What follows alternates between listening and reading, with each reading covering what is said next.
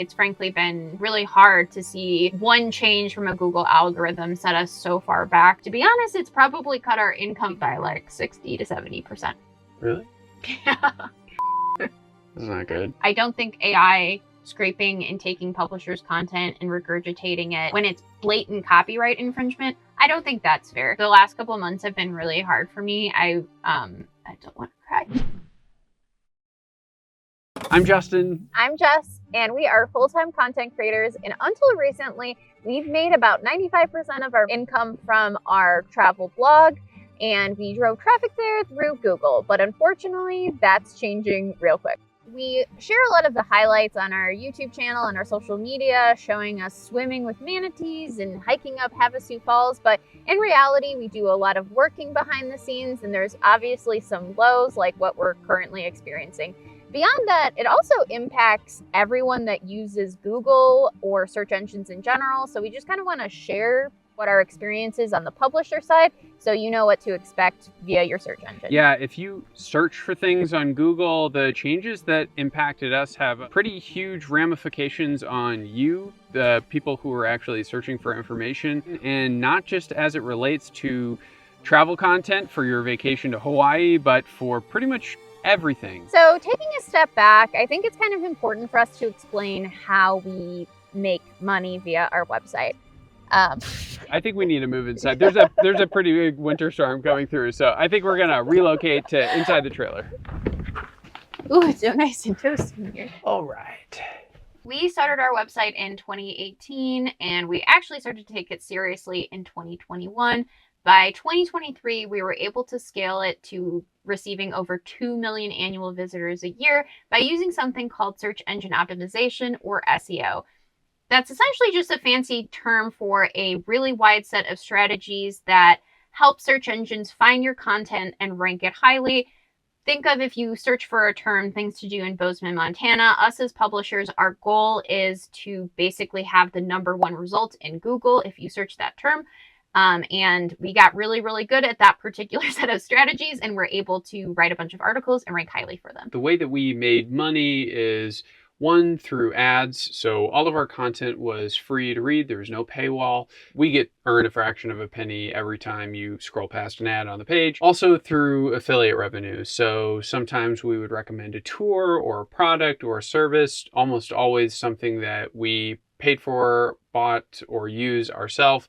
And if we recommend it and you click on a link and buy it yourself, we get a very small commission at no extra cost to you. So between those two things, that's how we made the majority of money from our blog. But obviously that only worked if you were coming to our blog and reading those pages in the first place. That was really our sole strategy. And frankly, good SEO was the strategy of almost all successful blogs for the past forever, really for decades. That's how it's always been. And it's been really nice because we don't have to do a lot of brand deals. We don't have to partner with other companies and try to sell their stuff. We usually pay for all our own tours, all our own travel ourselves. We only recommend things that we love and we use. And it was really nice because we could go somewhere, do something, capture photos about it, and then we could wait months before we wrote a blog article about that. And once Jess wrote something and published it, we'd just forget about it. Eventually it would make its way up to the top of the page on Google, and it would just kind of passively make income, and we could focus on the next thing that was on our priority list. So this has been very attractive to us because let's say we have a period in our life where we need to slow down for a little bit because of a medical issue or there's some family emergency. We have the ability to, really effectively just stop producing content altogether for weeks or months at a time and still be making the same amount of money that we did the day before. Unfortunately, what we weren't doing was building up our profile. Social media. Yeah, building up social media. And that's really kind of something that you and I started to focus on at the beginning of this year. Well, I guess a little bit last year, thank God, because if we hadn't, we'd be in a much worse position. So really our sole strategy with our website has just been focusing on driving traffic via SEO. Unfortunately, that's really changed in the last couple of months. One thing that's been a huge change is Google's algorithm. Without getting too technical, they essentially have these things called core updates. They used to have them maybe twice a year or even once a year. And honestly, they usually benefited us and helped our content rate more highly. Yeah, there's a lot of blogs out there who use these bad tactics to try to game the system by making sure their content shows up when it's really not helpful, or maybe it's being paid for behind the scenes and they're not indicating it as such. And eventually Google gets wise to that and blocks their content altogether. And that ends up helping us because we're reputable and we try to make sure that we write good content that is helpful and from first-person experience. In the recent months, though, there's been a couple really massive core updates that have hurt pretty much all of the big bloggers that kind of this is their full-time job. We're not aware of anyone that have not been negatively impacted by it. There was one in October that cut our traffic by 30%, and fortunately we rebounded. Unfortunately, there was another one in March and it cut our traffic and thus our income by about half. Honestly, it seems to be targeting articles that have a lot of affiliate links in it too. So to be honest, it's probably cut our income probably by like 60 to 70%. Really? Yeah. That's not good. So that's one thing that's changed. Another big one is AI. And you've probably noticed if you've been searching on Google on your phone or your computer for the last few months, that instead of seeing results at the top, you now see AI generated results from Google Gemini. So basically it's looking at the entirety of the internet and it's coming up with an answer using AI that it thinks you want to read. And while this is sometimes helpful, it hurts us because instead of people actually going to blogs and reading things that we write, they're just looking at those results that are presented at the top. Now, we're not anti-AI. I use AI occasionally for different things in our creative process, but a lot of times AI content is just wholly inaccurate. Another huge issue that I think we see because we're involved in this space, but I don't think it's readily apparent to people who use search engines, is that a lot of these big reputable bloggers who have exceptionally talented writers and photographers and pay for this great content, they're all losing their business and they're moving over to something else, and they're just not supplying the internet with high quality content anymore. Google is only as good as the existing content that exists on the internet right now, and we're starting to see more and more AI generated results that are inaccurate or maybe outdated. And I think the long-term effects are going to be that people who are writing content for the internet are going away. And I'm just really worried about the quality of content that's going to exist moving forward and how the specific lack of content is going to feed AI, and we're just going to get increasingly less and less reliable results on the internet. There's also a couple other factors. Without getting too long-winded, a couple that I'll touch on is people are moving more towards video content like this. And then another layer that I'm really not going to get into because it's very technical is cookies. I'm sure you've seen cookie banners when you've went to various websites, especially if you've been on European websites.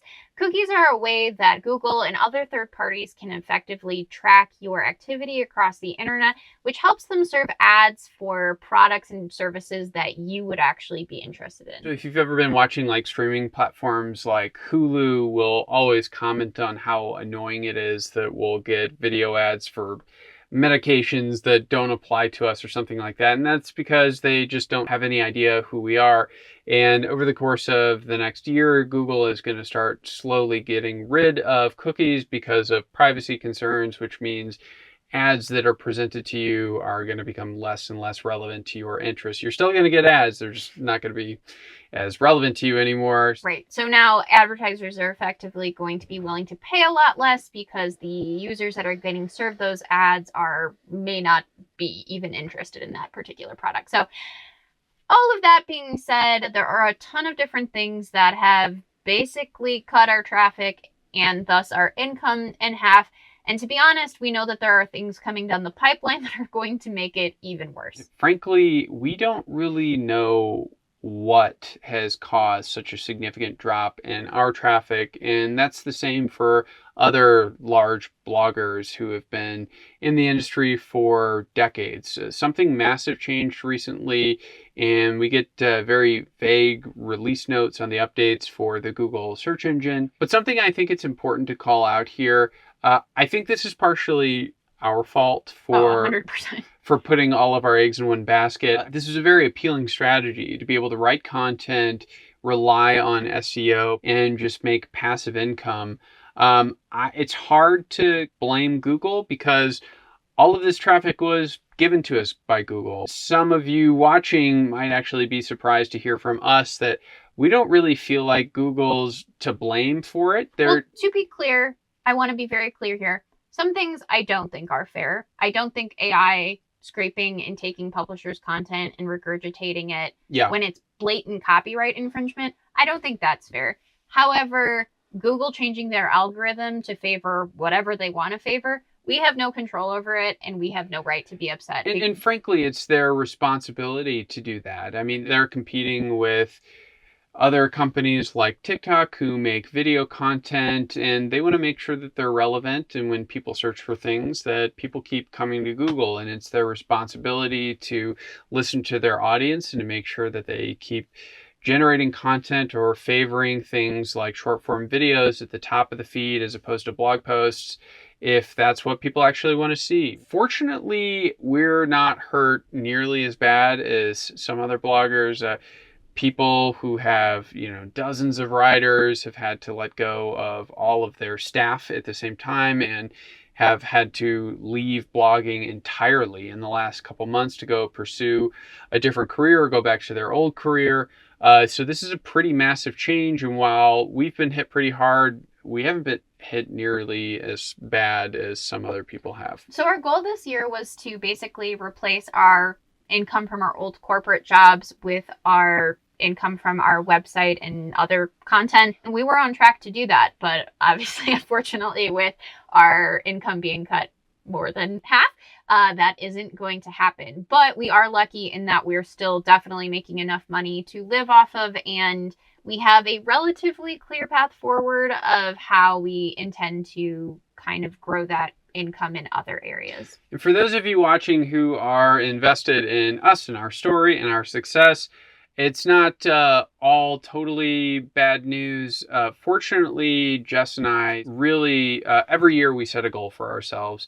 And this year it was really about building community and making sure that we're getting out there on the social media platforms. It was something that we weren't focusing on a lot in previous years, frankly, because we just didn't have to. But we knew we didn't want to place all our eggs in one basket.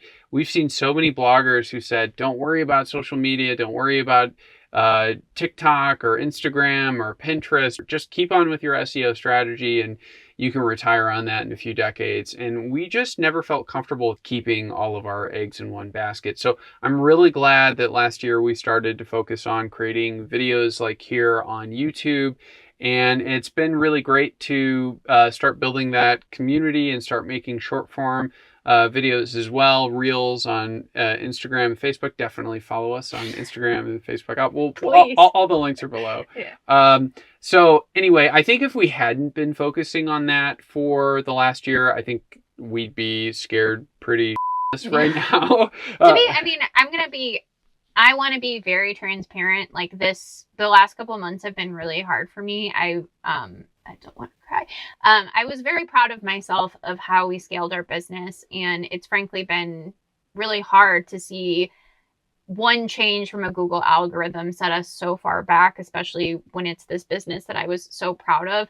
But I'm proud that we are going to continue to grow it. And that, I think especially in this world, you have to be adaptable and flexible and willing to pivot. And that's just what we're going to do. And I really wouldn't be surprised if a few months or a few years from now, we look back on this moment and we'll be really grateful that this happened. This was the motivation that we needed to make sure we diversify how we make our money and not just get it all from one source of revenue.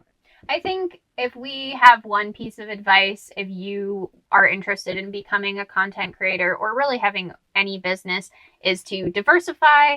Especially with the content creation space, I think that having a brand moving forward is going to be really important. And that's something that we're just going to be laser focused on growing a community, having kind of a consistent message across a variety of platforms, and hopefully creating more content on YouTube and Instagram and still our website to help you travel better. Very frequently, people ask Jessica and I if and how they should start a blog, and I'd hold off for a little bit. Fortunately, our blog and other streams of revenue are giving us enough money to live comfortably on right now as it is. So I'm confident that we'll get back to a good spot. Jessica is unbelievably talented. She writes some incredible articles, and her videos are also exceptional as well. So I have no doubt that we will get back to a good place. But Justin is also amazing as well and does lots of good things on YouTube. I wasn't fishing for that. But we just wanted to make sure that anyone watching this that was interested in getting into content creation in general understands that you are beholden to other algorithms. And even in our case, where we own our website, we still are beholden to search engine algorithms that drive traffic to it. It is definitely a ever-evolving landscape. The goalposts are always moving. And if you want to get into this career, you have to be someone who is adaptable and comfortable with changing frequently, because that's just the world that we live in. And to be totally transparent, I am not that kind of person, and I have really been having a rough couple of months. But I think it's important in this career just to be open, flexible, and understanding that there are going to be times of change. So with that, you'll be seeing us on YouTube and Instagram and Facebook a lot more than you used to. And we're hanging in there. If you want to help us and other content creators, the best thing that you can do is engage. So leave a comment, share something that you think is interesting, hit that like button. Subscribe. It really, really, really helps people like us who do this for a living. Yeah. Well, thank you so much for watching. And if you're not already, please follow our journey from Key West, the southernmost point in the U.S., all the way up to Tuktoyaktuk, the farthest north you can drive in North America. And until next time. Our next video will be a little bit more cheery, we promise. Yeah. Okay. Bye. So in summary, not all hope is lost for us, but oh no.